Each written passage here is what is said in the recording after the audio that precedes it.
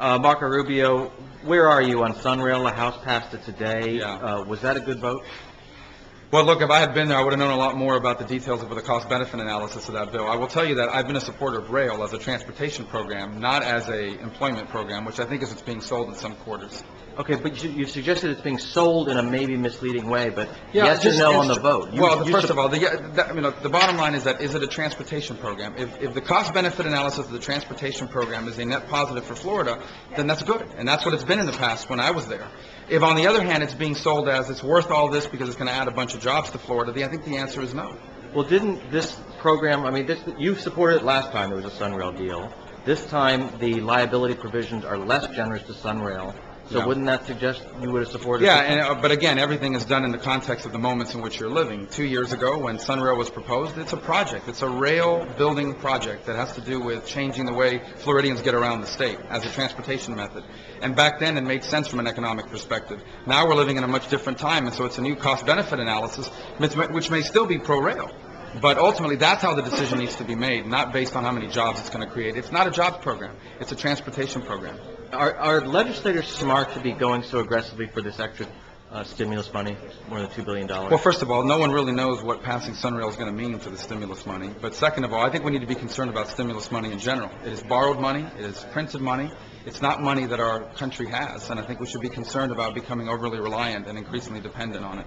I can hear the governor's campaign and the governor's office saying, listen, we've got to govern. We've got to make decisions. Marco Rubio can avoid taking clear positions from the side, but what's the yes or no answer to A, should they be pursuing the stimulus money? B, should they be voting yes or no on this I think the state has basically, over the last year, depended heavily on stimulus money in a way that sets us up to fail long term, particularly when that money runs out.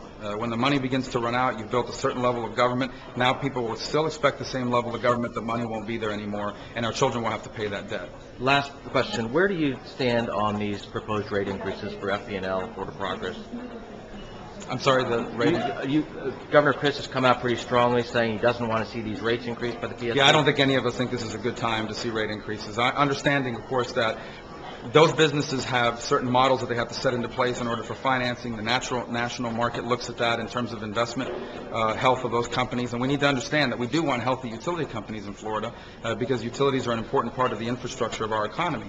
But I don't think any of us think it's an ideal time to raise the cost of doing business or living in Florida right now. And do I have this right? You voted against repealing the high-speed rail last time. Why was that? Because the voters put that on the ballot, and the voters took it off. But the voters are the ones that passed it through a constitutional amendment. I thought the proper route to remove it was the way it was removed, which was through going back to the voters through the constitutional amendment process and having it removed.